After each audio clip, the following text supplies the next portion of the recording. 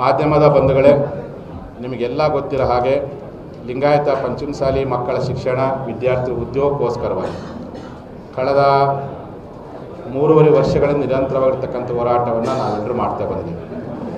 ನಮ್ಮ ಹೋರಾಟಕ್ಕೆ ಮಣಿದು ಇಂದಿನ ಸರ್ಕಾರ ಪ್ರವರ್ಗ 2D ಎನ್ನುವಂಥ ಹೊಸ ಮೀಸಲಾತಿಯನ್ನು ಕೊಟ್ಟು ಎಲ್ಲ ಲಿಂಗಾಯತರು ಅನುಕೂಲವಾಗುವಂಥ ಒಂದು ಹೊಸ ಮೀಸಲಾತಿಯನ್ನು ಕೊಟ್ಟು ಗೆಜೆಟ್ ನೋಟಿಫಿಕೇಷನ್ ಹೊರಡಿಸಿದ್ರು. ಅದು ನೀತಿ ಸಮಿತಿ ಕಾರಣಕ್ಕೋಸ್ಕರ ಅದು ಇಂಪ್ಲಿಮೆಂಟ್ ಆಗಲಿಲ್ಲ. ಈ ಸರ್ಕಾರ ಬಂದ ಮೇಲೆ ಮೀಸಲಾತಿಗೋಸ್ಕರವಾಗಿ ಅನೇಕ ಬಾರಿ ನಾವು ಮನವಿ ಮಾಡಿಕೊಂಡು ಒಂದು ಸಭೆ ಕರೀರಿ ಅಂತೇಳಿ ಯಾವುದೇ ಸಭೆ ಕರೆದ ಕಾರಣಕ್ಕೆ ಹೋರಾಟನ ಶುರು ಮಾಡಿದ್ವಿ. ನಿಮಗೆಲ್ಲ ಗೊತ್ತಿರೋ ಹಾಗೆ ರಾಜ್ಯಾದ್ಯಂತ ರಾಷ್ಟ್ರೀಯ ಹೆದ್ದಾರಿ ಬಂದ್ ಮಾಡಿ ಇಷ್ಟಲಿಂಗ ಪೂಜೆ ಹೋರಾಟ ಮಾಡಿದ್ರು. ಸರ್ಕಾರ ನಮಗೆ ಯಾವುದೇ ಕಾರಣಕ್ಕೂ ಗಮನ ಕೊಡಲಿಲ್ಲ. ಯಾವಾಗ ನಮ್ಮ ವಕೀಲರ ಮೂಲಕ ಒಂದು ದೊಡ್ಡ ಹೋರಾಟವನ್ನು ಬೆಳಗಾವಿಯಲ್ಲಿ ಮಾಡಿದಾಗ ಆಗ ಮುಖ್ಯಮಂತ್ರಿ ಎಚ್ಚೆತ್ತುಕೊಂಡು ನಮಗೆ ಮೊನ್ನೆ ಮಾತುಕತೆ ಕರೆದಿದ್ದರು ಗೃಹ ಕಚೇರಿ ಕೃಷ್ಣಾದಲ್ಲಿ. ಸುಮಾರು 2 ತಾಸುಗಳ ಕಾಲ ಸುದೀರ್ಘವಾಗಿರ್ತಕ್ಕಂಥ ಮಾತುಕತೆ ಮಾಡಿದ ಮೇಲೆ ಅವರು ಚಿಗ್ಗಾವಿ, ಸೊಂಡೂರು, ಚನ್ನಪಟ್ಟಣದ ನೀತಿ ಸಮಿತಿ ನೆಪ ಹೇಳಿದ್ರು. ನೀತಿ ಸಮಿತಿ ಇದೆ, ಯಾವುದೋ ತೀರ್ಮಾನ ತೆಗೆದುಕೊಳ್ಳೋಕ್ಕಾಗಲ್ಲ ಅಂತ. ಅದಕ್ಕೆ ನಾವೆಲ್ಲರೂ ಮನವಿ ಮಾಡ್ಕೊಂಡ್ವಿ. ಅವತ್ತಿನ ವೇದಿಕೆಯಲ್ಲಿ ಅವತ್ತು ಸಭೆಯೆಲ್ಲ ವಕೀಲರಿದ್ದರು, ಶಾಸಕರಾಗಿರ್ತಕ್ಕಂಥ ಬಸನಗೌಡರು, ಹಿರಣ್ಯ ಕಡಾಡಿಯವರು, ವಿನಯ್ ಕುಲಕರ್ಣಿ, ಲಕ್ಷ್ಮೀ ಹೆಬ್ಬಾಳ್ಕರ್ ಎಲ್ಲರೂ ಇದ್ದರು. ಆ ವೇದಿಕೆಯಲ್ಲಿ ನಾವೆಲ್ಲ ಮನವಿ ಮಾಡಿಕೊಂಡಾಗ ಆಯಿತು, ನೀತಿ ಸಮಿತಿ ಮುಗಿದ್ಮೇಲೆ ಆದರೂ ಈ ಮೀಸಲಾತಿ ಬಗ್ಗೆಗೆ ಕ್ರಮ ತೆಗೆದುಕೊಳ್ಳಿಕ್ಕೆ ಒಂದು ಸಮಯಾವಕಾಶ ನಿರ್ಧಾರ ಮಾಡಿರಿ ಅಂತ. ಯಾವುದೇ ಕಾರಣಕ್ಕೆ ನಾವು ಸಮಯ ಕೊಡಲ್ಲ ಅಂತ. ಕೊನೆಯ ಪಕ್ಷ ಹಿಂದಿನ ಸರ್ಕಾರ ಕೊಟ್ಟಿದ್ದ 2Dನಾದರೂ ಇಂಪ್ಲಿಮೆಂಟ್ ಮಾಡಿರಿ ಅಂತ. ಅದನ್ನು ಮಾಡಲಿಕ್ಕೆ ನಮಗೆ ಆಗೋದಿಲ್ಲ, ಸದ್ಯಕ್ಕೆ ನೀತಿ ಸಮಿತಿ ಏನೂ ಮಾಡಲಿಕ್ಕಾಗಲ್ಲ ಅಂತ. ಆಯಿತು, ನೀತಿ ಸಮಿತಿ ಮುಗಿದ ಮೇಲೆ ಎಲ್ಲ ಲಿಂಗಾಯತರು ಒಳಪಂಗಡಗಳನ್ನು ಕೊನೆ OBC ಆದರೂ ಶಿಫಾರಸು ಮಾಡಿರಿ ಅಂತ ನಾವೆಲ್ಲ ಮನವಿ ಮಾಡಿಕೊಂಡ್ವಿ. ಅದಕ್ಕೂ ಯಾವುದೇ ಸ್ಪಷ್ಟತೆ ಬರಲಿಲ್ಲ. ಅವತ್ತೇ ನಾವೆಲ್ಲ ನಿರ್ಧಾರ ಮಾಡಿದ್ವಿ. ಮುಖ್ಯಮಂತ್ರಿಗಳ ಮಾತುಕತೆ ವಿಫಲವಾದ ಹಿನ್ನೆಲೆಯಲ್ಲಿ ಡಿಸೆಂಬರ್ 9ನೇ ತಾರೀಕು ಸುವರ್ಣ ವಿಧಾನಸೌಧಕ್ಕೆ ನಾವೆಲ್ಲ ಮುತ್ತಿಗೆ ಹಾಕೋಣ, ವಕೀಲರ ನೇತೃತ್ವದಲ್ಲಿ ಎಲ್ಲ ಪಂಚಮಸಾಲಿ ಬಂಧುಗಳು ಟ್ಯಾಕ್ಟ್ರಿ ರ್ಯಾಲಿ ಮೂಲಕ ಮುತ್ತಿಗೆ ಹಾಕಬೇಕು ಅಂತೇಳಿ ಒಂದು ಗಟ್ಟಿ ನಿರ್ಧಾರವನ್ನು ನಾವೆಲ್ಲ ಮಾಡಿದ್ವಿ.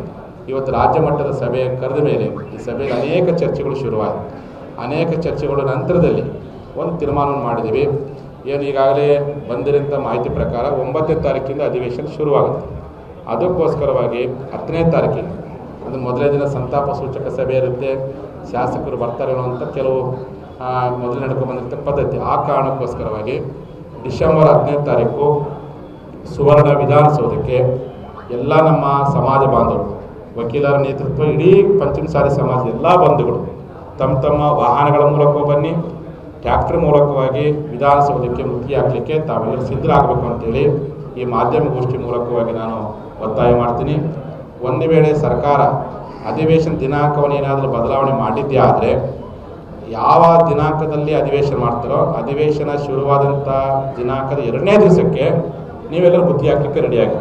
ಈಗಿನ ಪ್ರಕಾರ ನಮ್ಮ ಜನಕ್ಕೆ ಒಂದು ಸಂದೇಶ ಏನಪ್ಪ ಅಂದರೆ ಈಗಿನ ಸರ್ಕಾರದ ಮಾಹಿತಿ ಪ್ರಕಾರ 9ನೇ ತಾರೀಕು ಶುರುವಾಗುತ್ತೆ. ಅದಕ್ಕೋಸ್ಕರವಾಗಿ ನಾವೆಲ್ಲ ಪಂಚಮಸಾಲಿಗಳು ಕನಿಷ್ಠ ಅಂದರೆ ಒಂದು 5 ಲಕ್ಷ ಜನ ಪಂಚಮಸಾಲಿಗಳು, ಕನಿಷ್ಠ 10,000ಕ್ಕಿಂತ ಹೆಚ್ಚು ವಕೀಲರು 5,000 ಟ್ಯಾಕ್ಟ್ರಿ ರ್ಯಾಲಿ ಮೂಲಕವಾಗಿ ಸುವರ್ಣ ವಿಧಾನಸೌಧಕ್ಕೆ ಮುತ್ತಿಗೆ ಹಾಕುವಂಥ ಗಟ್ಟಿ ತೀರ್ಮಾನವನ್ನು ಡಿಸೆಂಬರ್ 10ನೇ ತಾರೀಕು ಮಾಡಲಿಕ್ಕೆ ಈ ಒಂದು ಪತ್ರಿಕಾಗೋಷ್ಠಿಯಲ್ಲಿ ಈ ನಾಡಿನ ಎಲ್ಲ ನಮ್ಮ ಸಮಾಜ ಬಾಂಧವರನ್ನ ಸಂದೇಶ ಕೊಡಲಿಕ್ಕೆ ಬಯಸ್ತೀವಿ. ಒಂದು ವೇಳೆ ಅಧಿವೇಶನ ದಿನಾಂಕ ಏನಾದರೂ ಬದಲಾವಣೆ ಆಗಿದ್ದೇ ಆದರೆ ಯಾವ ದಿನ ಸರ್ಕಾರ ಅಧಿವೇಶನ ಘೋಷಣೆ ಮಾಡ್ತಾರೋ ಅದ್ರ ಮೊದಲನೇ ದಿವಸ ಅದು 2ನೇ ದಿವಸಕ್ಕೆ ನಾವು ವಿಧಾನಸಭೆ ಮುತ್ತಿಗೆ ಹಾಕಲಿಕ್ಕೂ ನಾವೆಲ್ಲ ತಯಾರಾಗಬೇಕು ಅಂತೇಳಿ ಎಲ್ಲ ನಮ್ಮ ಸಮಾಜ ಬಾಂಧವರಿಗೆ ಇಚ್ಛೆ ಪಡ್ತೀನಿ. ಯಾವುದೇ ಕಾರಣಕ್ಕೂ ಯಾರಿಗೂ ಭಯಬೇಡ, ಪೊಲೀಸ್ ಹಿಡಿತಾರೋ ಟ್ಯಾಕ್ಟರ್ ನಮ್ಗೆ ಗೊತ್ತಿಲ್ಲ, ಎಲ್ಲಿ ಪೊಲೀಸ್ ಹಿಡಿತಾರೋ ಅಲ್ಲೇ ನಾವು ರಸ್ತೆ ರೋಕ ಮಾಡೋ ಪ್ರಯತ್ನ ಮಾಡಿ. ಪ್ರತಿ ಹಳ್ಳಿಯಿಂದ ಕನಿಷ್ಠ ಅಂದ್ರೆ ಸಹ ಒಂದು 10 ಟ್ಯಾಕ್ಟರ್ ಬರಲಿಕ್ಕೆ ನೀವೆಲ್ಲ ತಯಾರಾಗಿ. ಇಡೀ ಕರ್ನಾಟಕಾದ್ಯಂತ ಮುಖ್ಯವಾಗಿ ಧಾರವಾಡ, ಬೆಳಗಾವಿ ಈ ಭಾಗದ ಜಿಲ್ಲೆಯ ಜನ, ಈ ಭಾಗದ ಜಿಲ್ಲೆಯ ಹೆಚ್ಚು ರೈತರು ನೀವೆಲ್ಲರೂ ಟ್ಯಾಕ್ಟರ್ ಮೂಲಕವಾಗಿ ಕೊನೆಯ ಪಕ್ಷ ನಿಮ್ಮ ಕೈಲಿ 10 ಟ್ಯಾಕ್ಟರ್ ಮಾಡ್ಕೊಂಡು ಪ್ರತಿ ಹಳ್ಳಿಯಿಂದ 5 ಟ್ಯಾಕ್ಟರ್ ಮೂಲಕವಾಗಿ ಸಹ ನೀವು ಹೋರಾಟಕ್ಕೆ ಧ್ವನಿಗೂಡಿಸೋ ಪ್ರಯತ್ನವನ್ನು ತಾವೆಲ್ಲರೂ ಸಹ ಮಾಡಬೇಕು ಅಂತೇಳಿ ಈ ಮೂಲಕವಾಗಿ ನಾಡಿನ ಜನರಿಗೆ ಹೇಳಕ್ಕೆ ಇಚ್ಛೆ ಪಡ್ತೀನಿ. ಇದು ಒಂದು ರೀತಿ ಅಂತಿಮವಾಗುವಂಥ ಹೋರಾಟದ ಲಕ್ಷಣ ಕಾಣ್ತದೆ, ತಾರ್ಕಿಕ ಅಂತ್ಯಕ್ಕೆ ಹೋಗುವಂಥ ಎಲ್ಲ ಲಕ್ಷಣ ಕಾಣ್ತದೆ. ಈ ಹೋರಾಟದ ಹಿಂದೆ ಸರಿಯೋ ಪ್ರಶ್ನೆಯೇ ಇಲ್ಲ ಅಂತ ಕಾರಣ ಇವತ್ತಿನ ಸರ್ಕಾರ ರಚನೆ ಆಗಲಿಕ್ಕೆ ಪಂಚಮಸಾಲಿಗಳ ಹೋರಾಟನೂ ಪಾತ್ರದ ಸತ್ಯವನ್ನು ಮುಖ್ಯವಾಗಿ ಅರ್ಥ ಮಾಡ್ಕೊಳ್ಬೇಕು. ಈ ಋಣ ತೀರಿಸಲಿಕ್ಕಿಂತ ಪ್ರಯತ್ನ ಮಾಡಬೇಕು. ಬೇರೆ ಬೇರೆ ಸಮುದಾಯದ ವಿಚಾರದಲ್ಲಿ ಯಾವ ರೀತಿಯಾಗಿ ಇಚ್ಛಾಶಕ್ತಿ ವ್ಯಕ್ತಪಡಿಸ್ತೀರಿ, ಆಸಕ್ತಿ ವ್ಯಕ್ತಪಡಿಸ್ತೀರಿ, ಪಂಚಮಸಾಲಿಗಳ ಮೀಸಲಾತಿ ಹೋರಾಟಕ್ಕೂ ತಮ್ಮ ಆಸಕ್ತಿಯನ್ನು ವಹಿಸಿ ನಮ್ಮ ನ್ಯಾಯವನ್ನು ಕೊಡೋ ಪ್ರಯತ್ನ ಮಾಡಬೇಕಾಗಿತ್ತು. ನಿಮ್ಮನ್ನು 2 ವರ್ಷಗಳ ಕಾಲ ನಾವೆಲ್ಲ ನೋಡಿದ್ವಿ. ಎಲ್ಲೇ ಒಂದು ಕಡೆ ಆ ಸ್ಪಂದನೆ ಸಿಗದ ಕಾರಣಕ್ಕೋಸ್ಕರವಾಗಿ ಇಡೀ ಸಮಾಜ ಬಾಂಧವರ ಒತ್ತಾಯದ ಮೇರೆಗೆ ಡಿಸೆಂಬರ್ 15ನೇ ತಾರೀಕು ಸುವರ್ಣ ವಿಧಾನಸೌಧಕ್ಕೆ ಮುಖ್ಯ ಹಾಕಲಿಕ್ಕೆ ನಾವೆಲ್ಲ ಸಿದ್ಧರಾಗಿದ್ದೀವಿ. ಆ ನಿಟ್ಟಿನಲ್ಲಿ ಕೂಡಲೇ ಮುಖ್ಯಮಂತ್ರಿಗಳು ಎಚ್ಚೆತ್ತುಕೊಂಡು ಈ ಸಮಾಜದ ಏನು ಹೋರಾಟ 10ನೇ ತಾರೀಕಿನ ಘೋಷಣೆ ಮಾಡಿದ್ವಿ, ಅಷ್ಟರೊಳಗಾಗಲೇ ನಮ್ಮ ಸಮಾಜಕ್ಕೆ ಮೀಸಲಾತಿ ಕುರಿತು ಕೂಡಲೇ ಅಧಿಸೂಚನೆ ಹೊರಡಿಸುವ ಪ್ರಯತ್ನವನ್ನು ತಾವು ಮಾಡಬೇಕು. ಇಲ್ಲದೆ ಹೋದರೆ 10ನೇ ತಾರೀಕು ನಡೆಯುವಂಥ ಮುತ್ತಿಗೆಯಲ್ಲಿ ಏನಾದರೂ ವ್ಯತ್ಯಾಸ ಆದರೆ, ಏನಾದರೂ ಅನಾಹುತ ಆದರೆ ನೇರ ಸರ್ಕಾರವೇ ಜವಾಬ್ದಾರಿ ಅನ್ನುವಂಥ ಮಾತನ್ನು ಈ ಸಂದರ್ಭದಲ್ಲಿ ಹೇಳಿಕೆ ಇಚ್ಛೆಪಡ್ತೀನಿ. ಆ ದೃಷ್ಟಿಯಲ್ಲಿ ನಮ್ಮ ಎಲ್ಲ ಸಮಾಜ ಬಂಧುಗಳು ತಾವೆಲ್ಲರೂ ಈ ಹೋರಾಟಕ್ಕೆ ಎಲ್ಲ ಪಕ್ಷದ ಶಾಸಕರು, ಹಾಲಿ ಮಾಜಿ ಎಲ್ಲ ಶಾಸಕರು ಹಿಂದೆ ಯಾವ ರೀತಿ ಹೋರಾಟಕ್ಕೆ ಬರ್ತಿದ್ರಿ, ನಿಮ್ಮ ಮೇಲೂ ಭಾಳ ದೊಡ್ಡ ಜವಾಬ್ದಾರಿ ಇದೆ.